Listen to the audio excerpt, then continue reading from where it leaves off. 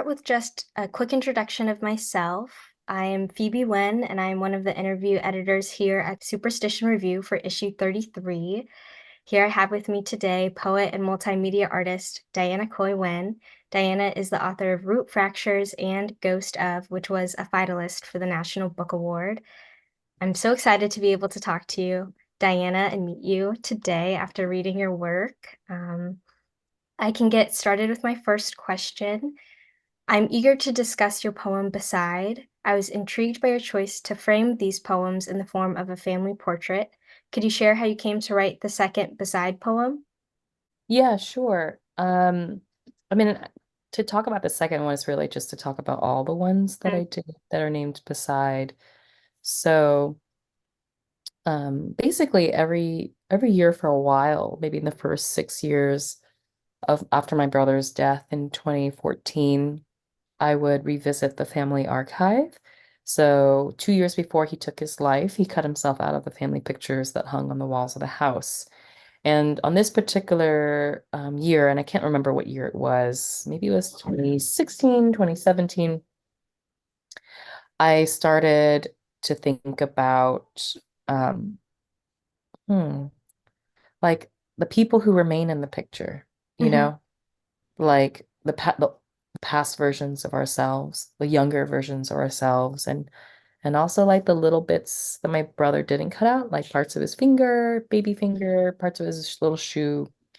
And so I decided just to start writing into those bodies, those entities, right, that are left in the archive, not to recreate anybody's subjectivity, but I think I was curious what I remembered about each of us, including mhm, myself back then. And it was like, I don't know, it changed then how I got to think about stanza.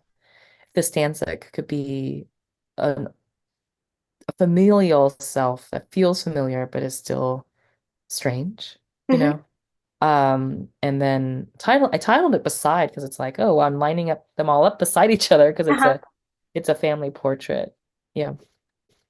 Yeah, that's super interesting, and I can see how that plays into kind of all your poems. Um, my next question for you, I loved watching your poetry readings online, especially because the Vietnamese language is tonal, with each pronunciation resulting in a different meaning of the word.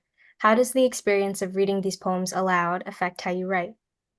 Oh, mm.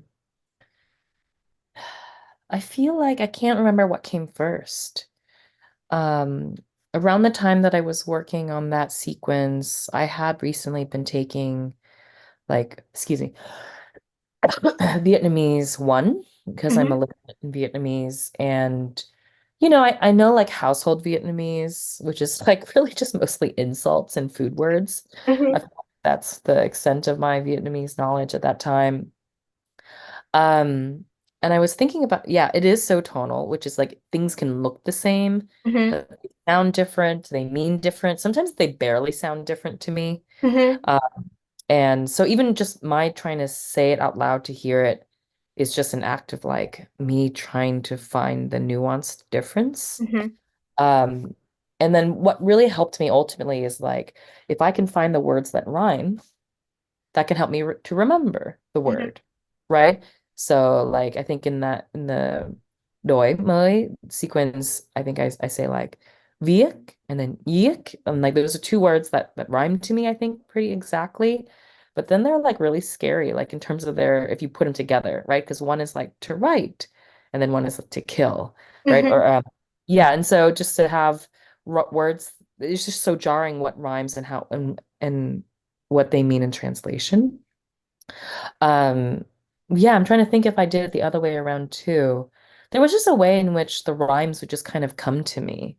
Like my head was just trying to categorize. mhm, I was more recently, I thought this was a rhyme. This is not in the book, but I thought this was a rhyme. And then I asked my mother, and she was like, oh, yeah, I guess they're the same.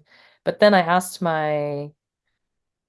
had a nanny for our child, a part-time nanny, and she's born in Vietnam, and I asked her if they were the same word, and she's like, no, but they're really close. And I still don't even know the difference. And the word would be like for milk and to fix.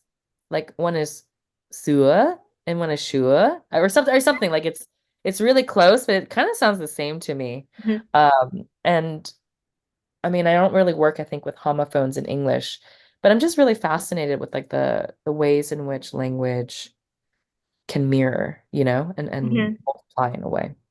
That makes sense. And yeah, it's so hard for the untrained ear Yeah. in Vietnamese. When I visited Vietnam for the first time, I remember trying to talk in Vietnamese, and local people would be like, oh, like you're gonna get so frustrated. Don't even try. They were Oh, like, don't even try. And I was like, oh oh my goodness, no. I'm that off the mark. But it's something about the untrained ear where it's so hard to pick up on those nuances.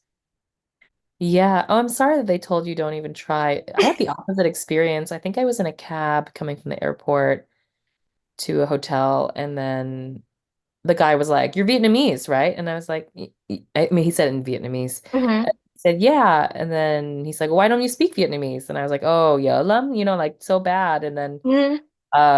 and he's like, "No, no, no, you just gotta try." And then I would, and he would correct me. Hmm. Because I think I said like 15 instead of 15, Hmm. Like I think I said 15 instead or 15 or yeah, yeah, instead of 15 or and then he just corrected me. He's like, "Nope, try again." And it was like I was getting like a lesson in the car. But I like that he was like really encouraging for me Hmm. to just mess up. I hope you'll continue to try it next time you return. Thank you. Yeah. I hope so too. That was a big regret of mine not learning Vietnamese more before, but I came in completely not knowing any. So, Okay. mhm. My next question for you, Diana. As you crafted multiple poems with the same titles and root fractures, such as Doi Moi, Cape Disappointment, and Misinformation, how did your relationship with these titles evolve throughout the writing process of each new poem? Yeah, so in order to talk about this, I have to talk about my writing practice. So I teach in a university and I don't typically write during the academic year. And what that means is I write in kind of concentrated bursts in the summer and in the winter. And when I say burst, I mean like 15 days in a row, right? And like Mhm. trying to write a different piece each day. But that's like really hard to write a whole new poem every day. And what's really helped me over the last like decade, I've noticed is if I like start on a project and then the next day it's like I'm gonna write another part of that project. Mhm. And inevitably that meant that like I just would be titling the same, a poem the same title Mhm. or like different poems the same title, and so it kind of forced them into a kind of series. And I could have changed titles, but it kind of liked having these long series that kind of moved in different directions.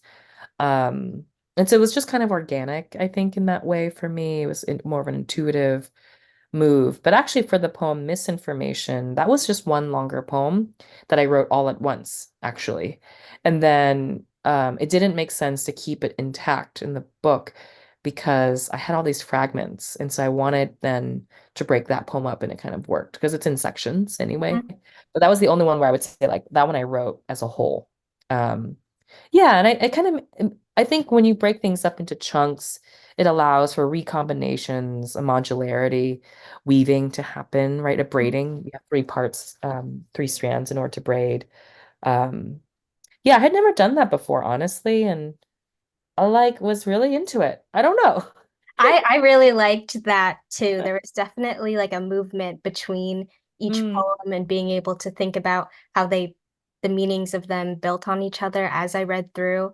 That's super interesting to hear about misinformation and the way that that was just written all at once, but then you yeah. kind of separated those into different sections. I kind of like that there's a way in which the series interrupt each other. Hmm. Like they never get to just unfurl completely, and it's kind of episodic in a way. Yeah, that I don't know, that spoke to me. And then of course we haven't yet chatted about this, but um doi mai is there's like that's technically like two series in a way, Hmm. right? There's like the prose poem sequence and then there's the kind of lyric essay. Hmm. But of course, to me in my head, they also kind of cover similar-ish terrains, but the different forms do it in different ways. Um, and I liked that you said, I think doi mới, because that's how I always used to read it until I put it into Google Translate. And then I was like, oh shit, that's a different word than I thought it was. But I kind of liked my version of what I thought Mhm, it was. And so there's a way actually too, I would say it's more latent, but or implicit, that which is the poems are actually kind of working with mishearings too, and like mhm, what we think we know versus what it actually is. But rather than one being the correct and one being not correct, I think both can be correct if you mhm, carry it for so long and it begins to kind of have meaning. mhm. Um, so yeah, I really liked, and actually you're not the first one. Like I've actually had other Vietnamese Americans misread it too, and because I would did that for so long, so anytime it happens, I'm like, yes, me too. Let's talk about it because there's a way in which that is also kind of the secret shadow title, you know? This is so funny that you mentioned that because I remember watching one of your poetry readings and you talked about a woman at Berkeley, I believe it was, who Okay. pronounced it um, the incorrect way, but the way that you'd always pronounced it. And you kind of you mentioned a quote that or you said something that I found really interesting, which was like you had kind of a feral relationship to the Vietnamese Yes. language. But Yes. I practiced so long trying to say Oh, Moi oh, before this interview for multiple days, trying to get it oh right. my gosh, you did your homework. Yes, I did my homework. So yeah, I still butchered it, but for Not at all. I told you that was also the right way too, you the know? Um, yeah, no, I don't think you butchered it at all. And thank you for like doing that research. um my next question for you, you kind of touched on it, but it is, can you describe your method for organizing your poems into collections? Hmm. Yes, it's fairly basic, which is I just write a lot without thinking too much about like what I'm writing about. Hmm. So like for root fractures, it was really just years of writing into these various series, like not sure if they would overlap or not sure if they coalesced, if they were like related to each other, but just Hmm. it's like I can't force a topic, so I'm just gonna write. And then when I have a bunch of pages and I feel like, okay, let's print them out, let's take a look, and actually I did. And this is what is it? I think I maybe I like it's during the pandemic. I printed it all out. I made little piles according to kind of like thematic, piles. And then I got overwhelmed, Phoebe, and I was like, no. And then I like put it in a folder and I put it in my bag and I like didn't look at it for a while. Hmm. And we all got vaccines and we were traveling again. And I would carry it with me everywhere I went, thinking, I'll do it now in this hotel. I Hmm. never did. And then I got pregnant. And then I had a baby. I was still carrying it around. And then it was only until after I gave birth, I moved back temporarily to be closer to my parents. And I think it was around when the baby was about 3 months. I dropped her off with my parents. Hmm. And then I went to my childhood library and then I ordered the book. Like I put it all in a big conference table. It was so weird. It was like I needed to go back home and I Hmm. needed to have like this. I don't know if I needed to have this child, but it's like, so there's something like, oh, I have this child now. I really got to just finish this other thing that I left hanging. And I don't know. So something coalesced and shook loose. And then in ordering it in that library, I will say, I'm just thinking, like, I let so many pages go to the floor, you know? Like there were so many beside poems. There were so many other like Hmm. parts that I was like, no, I don't, it doesn't need to have all of them. Maybe it just needs to have one little piece of it. And that piece gets spread over time. And so I was really trying to think like which were the pieces that made sense that were talking and speaking to each other. Um, and I think maybe before I couldn't see it. Like I couldn't figure out which pieces belonged and which pieces didn't. And I was just like, this is too many pages. Like I'm kind of like dizzy just looking at it. So maybe just having all that time helped me to see it, I don't know, as a stranger could a little more indifferently. That definitely makes sense. And I feel like your relationship to the poems you'd written in the past definitely evolves with that time. Yeah. And I liked what you said about how you can't force yourself to write about a topic. And Oh I my don't God. think especially when you're trying to write like a poetry collection, I don't think it comes out as organically as Root Fractures Yeah. did, where it's so, Oh, there's just a movement in that book that you can really sense as a reader. yeah, thank you. I feel like the first book, Ghost of, was a lot easier in some ways. Like I didn't really know if it would be a book. I didn't know if I would send it out. I just was like, oh, I have a lot of poems dealing with these Mhm. pictures. Let's see what happens. And then I was like, okay, boop, boop, boop. Like, it was just like so chill. I was just like on the sofa. And then I was like, okay, well, tomorrow I'll go into my computer files and just put it into one file. Mhm. And then I sent it out and I didn't think about it. And then it got picked up. It was just so fast, Phoebe. Right? It felt like a fluke. And then this one, I was just like, what is this? It just felt so much bigger. It was so much more of a sprawl. I couldn't really see it in the way that like sometimes we can't really see ourselves, Mhm. like as others could. Um, so yeah, so thank you. I mean, I feel like all those years I probably was thinking about it, in the background of my mind. Mhm. My next question, how has your experience teaching at Randolph College and the University of Pittsburgh shaped your writing? I know you kind of touched on it a little bit by saying Mhm. that you don't write during the academic year, but Sure. They're very different communities. So I really much enjoy working at both. And I would say the main thing about teaching is it's so inspiring. Like Mhm. I learn so much from conversations with writers. I barely even call them students because I feel like, sure, but I'm kind of a student in my brain too. Like, Mhm. and we're all just people trying to write. And so having conversations, really based around close reading, deep listening, um, and discovery is really what we do, right? And so I would say the demographic at Randolph College are, it's kind of a non-traditional student, um, folks who are usually a little bit older, right? And they have families, various kind of life situations, and they can't afford to like move and uproot their life for their families, right, for 2 or 3 years. And there's a different kind of hunger of those students at Randolph. Um, and I would say, like, I don't know if they're less anxious, I just have less access to it. But there's a way in which everybody's so grateful every time you gather, every 6 months for a residency, where we have lectures, workshops, readings. And then at the University of Pittsburgh, I teach undergrad and graduate students. And I would say that for the MFA students, in a full residency program, it's a tiny program. There's like 3 poets a year, maybe. Mhm. And so, it's really intimate. The classrooms are small. Everybody really knows each other. They know each other's work really well.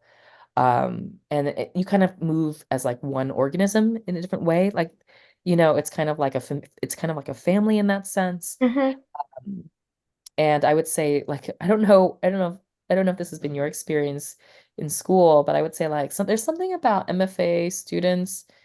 I feel like there's a kind of anxiety where people are just like so nervous about what to do afterwards. Like, how can they be like famous? Not even like how can they be famous, but how can they just be like successful, whatever that Mhm. means to them? And I'm just like, just write, just like the way you do this, you just write the best thing. And they don't want to hear that. So, and then I really love teaching the undergrads Mhm. because they're not doing it, quote, seriously. They're just there to have it's like a relief for them from other classes and Mhm. they just love reading and they love to write and they love talking about it. So I would say I think getting to have these kinds of conversations in so many different circles at academic institutions has really shaped my own way of thinking about poetry.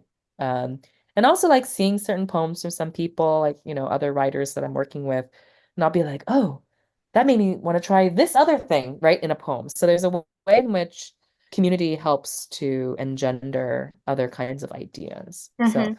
yeah, that's been so I guess it's so fertile. It's fertilizing. Moving on to my next question for you. How did your approach differ as you moved between writing in Vietnamese and English in Root Fractures? Well, different, I think maybe because I'm so rudimentary in my Vietnamese. Um, it's kind of more sing-songy, hence things rhyming. Mhm. Maybe like it's part sing-songy, but also part like weird ways of saying things. Mhm. But like in my head, that's how I think. But I'm also coming at it from like a really like fluent English speaker. For Mhm. example, when I was reading the audiobook, I had my Vietnamese teacher there to correct my Vietnamese pronunciation because I didn't want a different voice. I just wanted to be me. But then actually, I was like kind of okay with it being imperfect too. But I remember this one sentence, and she understood what it meant, but I think the phrasing was awkward, which is like Mhm. not how somebody would say it usually in Vietnamese. And when she was reading it, I could hear her go like reading it very slowly, like as if like what is um and that then signaled to me like, oh, that's like not how one says that, Mhm. right? And so there's a way in which I'm like Vietnamese as a second language, right? But actually Vietnamese is my first language, so it's really confusing because it was my first language and then I wasn't allowed to speak it, and then it was English, and now I'm trying to get back to Vietnamese. Mhm. So it's like I'm in this like in between space, almost like I'm in brackish water. And then with English, I mean, it's such a product of all the places I've lived, the things I've read, and also the translation work I've done. I took Latin for many years in high school and then also a couple years in college. And so a lot of my like syntax is like, like in totally, what's the word? I don't know if it's derivative, but like it's totally influenced by the Cicero I had to translate, which is like Mhm. such a thing to say, like talk about really like old dead white guy. Mhm. Uh, and I feel like he used tons of semicolons, and then for a long time I used so many semicolons. But it also is informed by like friends I had in college, like just things you hear. And in some ways, I think the Vietnamese is not dissimilar. Like it's me trying to remember what it was like when I first knew it, as a Mhm. child, and then what I've grown up overhearing and recognizing, but not fully understanding completely. And then there's this other element too of just like collaborating with Google Translate, right? Or dictionaries. Yeah. And now I'm entering through this new phase where it's like, oh, I'm taking classes and I have workbooks and I have a textbook and it's telling me to do stuff. So yeah, so I guess the approach in writing is maybe so just that's like the approach in thinking. And then but in the actual writing, Phoebe, I just allow myself permission to like if a Vietnamese phrase comes to my mind, I'm just gonna write it down Mhm. instead of translating it, right? Mhm. Um, so, or sometimes like the parts that are awkwardly translated into Vietnamese, it's because like I wanted to say that to my mother, who like would be able to understand Vietnamese Mhm. more fully than if I like spoke to her in English to talk about my complicated feelings. So then that's me rendering it into a language where I'm trying to communicate with her, right? Mhm. Even though she might not hear it or read it. That makes sense. Yeah, I can definitely see the sing-songy quality in Mm, that writing. Yeah, yeah. which I really appreciated. Um, my question for you, Diana, during your poetry reading at Green Apple Books, you mentioned that San Francisco in many ways feels like home. What is it about the city that feels so comfortable to you? Oh, so I love that you asked this question. It was a formative time in my life. After college, I didn't know what I was going to do because originally I was going to go to law school. I was going to like, apply and go to law school, but then I had a mentor who told me to do an MFA and I was like, okay, I'll do that. But I didn't want to go right away. So then what does that mean? What am I doing then in the in between? I was like, I'll just live. So my college roommate and I, we decided to move to San Francisco where we had friends and I need to get a job. And I had another friend who was like, you should get a job at the Apple Store. And I was like, oh, okay. And Phoebe, this is like right around the time that the first iPhone Mhm. came out. So this is like a long time ago. This is circa 2007, right? And I got a job not selling iPhones, but actually got a job supporting the general manager and helping him like run the different aspects of his store and also opening new stores because it was a time of like huge burst Mhm. of like growth for Apple. And I learned so much. I was like 21, you know? Like, and then I just had this job that nobody had had before, working for this like flagship manager, and he trusted me. Like he would just be like, "Okay, here's what we need done. Go do it." And then there was Mhm. nobody like checking in. I Mhm. was just like, "Oh, I'm just gonna call this, do this," and it felt really empowering in many ways. I got to know really well, like, people from different parts of the store, right? Which is like the tech geniuses, the management team, other employees, and I just like um, really made new friends, new family, you know? And it was a really formative time in my life, right? Like I had like right when I got that job, I broke up with my boyfriend, my high school boyfriend of like 6 years. Mhm. I started dating a lot of people.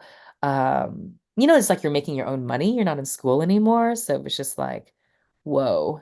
So like just there's so many ups and like highs and lows, right? Mhm. In that. And I would say like, I mean, I ultimately left to do an MFA because I actually kind of got really depressed the year before. And I don't know what it was, like I had a decent job and I had good friends, but I was just like really sad, Mhm. and I was like, okay, well, I think maybe it's time for me to do this MFA. And my whole time doing my MFA, I moved across the country, I moved to New York, and I just missed San Francisco. Like there was just something about like I chose this place, Mhm. chose it for me. Like I went to UCLA for my undergrad, but I had followed my boyfriend to college, and I didn't choose to be born in California. You know what I mean? So there was a way in which Mhm. I chose this place, and I made a living, and I made all these adult choices. I also fucked up a lot. But there was something just like that San Francisco became that map, right? Where all of these like huge, important kind of life adult firsts. Mhm. And I like always look back to that time with like a lot of fondness. For a while, I had regrets about a lot of things. But how can you regret like being young? Mhm. You just try to be like, you just try to learn from those experiences and do right now, and going forward. And so, yeah, I think it still will always feel like home. But I would say, like, even when I return now, it's not the same city. Tech has really like kind of replaced and pushed out all the people that I used to know, all the like chefs and artists, almost all. But that doesn't make me sad. It's just like, oh, the San Francisco of my youth is a home, but it's kind of just exists in my brain and Mhm. not in reality anymore. There's kind of that nostalgia for a place that still exists, but not in Yes. the way that it was to you. Yes, I think Vietnam is like that for my parents, you know? Mhm. Oh my God. I don't know if you ever thought about this, but I met a young Vietnamese American artist in at RISD, and they told me they were like, Diana, did you know our parents speak 1975 Vietnamese? Like, if we went to Vietnam and spoke the way they speak, people would just be like, "Oh, so old-fashioned the phrasing." It's like stuck in a time bubble. And they were right, like I was like, "Oh yeah, I never thought about it like that." Because they didn't get to stay in a community that evolved where the language evolved, and they kind of like trapped in this linguistic bubble. But now my dad does speak a little bit of like contemporary slang because he watches YouTube of young Vietnamese Mhm. like bloggers.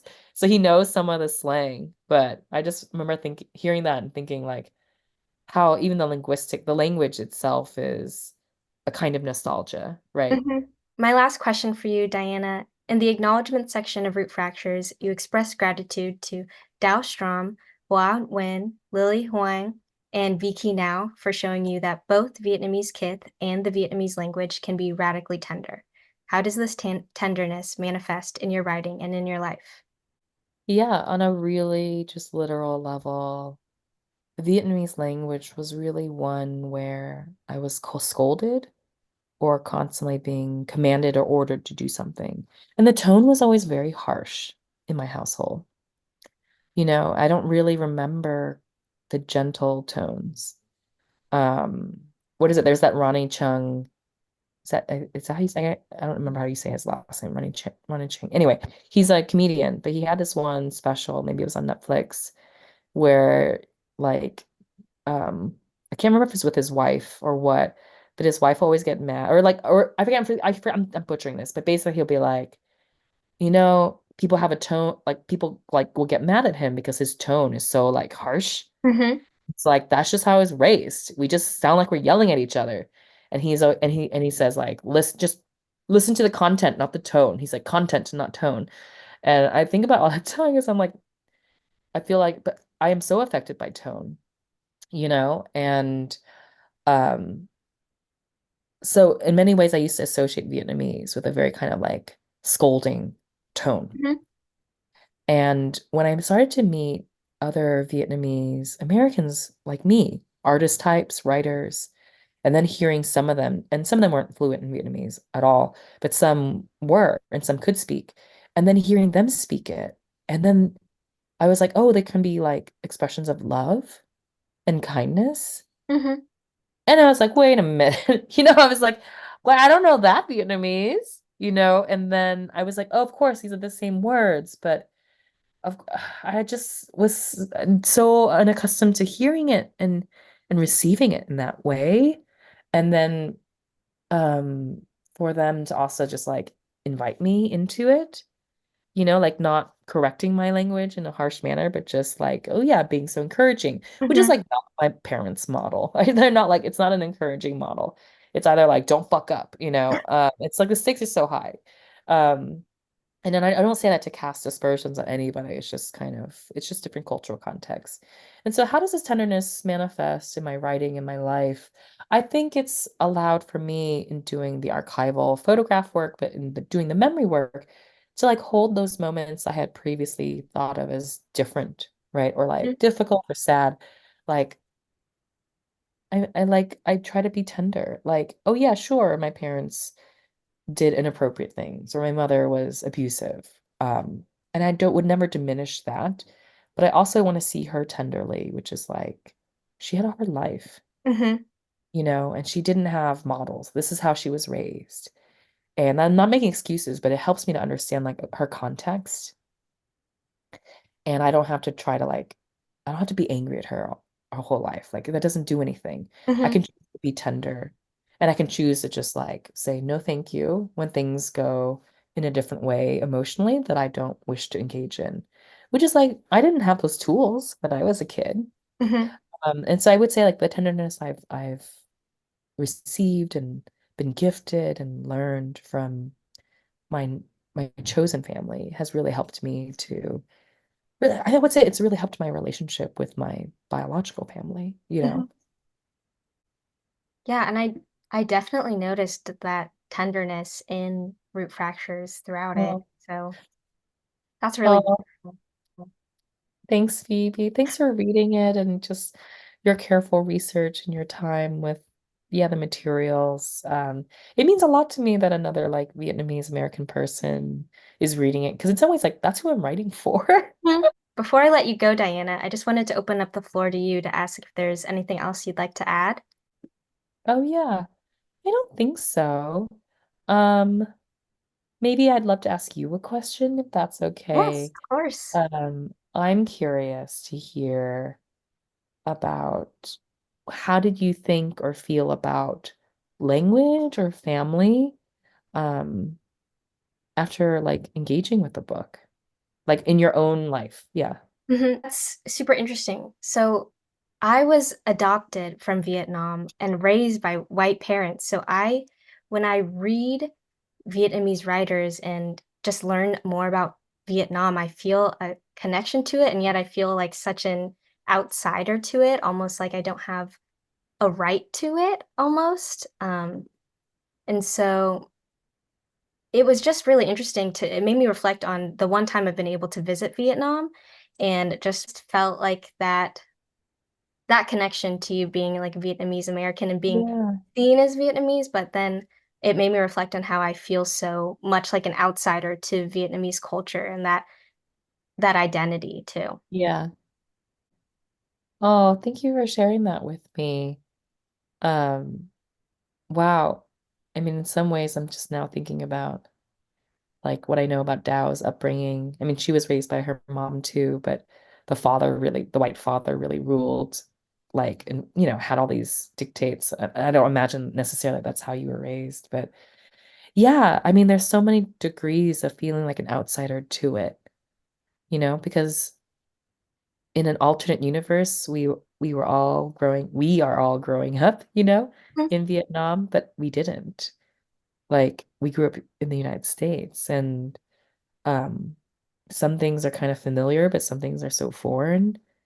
And one huge thing I think about, and I don't talk about explicitly in the book, is I really, I think, wanted to make it be okay for myself and others that whatever your proximity and relationship to Vietnamese culture, parents, biological or otherwise, food, language, like there's no wrong way, Mhm, like that's the diasporic way.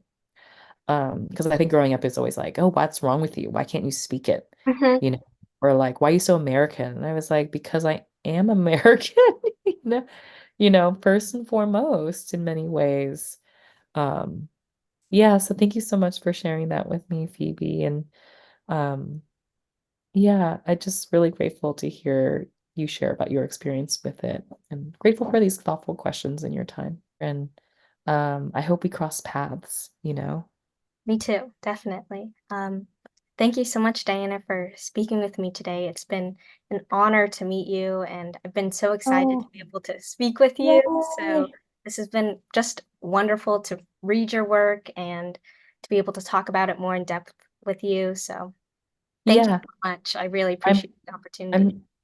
I'm so appreciative too. So it's clear how much care you put into it, and I couldn't have imagined anything better. So hopefully you have a good rest of your day. I don't know if there's still daylight out. You must still have daylight out because we still have daylight out a little bit. Mhm. Have a good week, and Thank you. hopefully, yeah, finals go well, and it's a wonderful like final celebration. And yeah, take care and let yourself make mistakes. Thank you, Diana. You too. You're Bye. welcome. Bye.